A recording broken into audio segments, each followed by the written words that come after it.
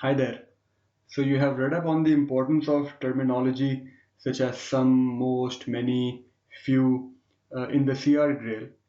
Now what you read over there in the CR Grail is that things like some or few will not always give you the answer, whereas things like most and majority will give you the answer. Now, there is one situation in which the opposite will happen, and that one situation is when you're looking at an inference question. So, remember, on inference questions, you always try to avoid extreme options.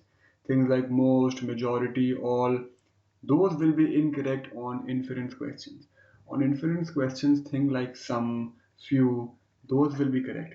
If you look at this argument on your screen, which we also saw earlier, when we were discussing extreme answer choices on inference questions, you will see that options which talk about extreme terms such as best and highly likely and highest, I mean, these will not give you the answer. The answer is the one that talks about some and less likely.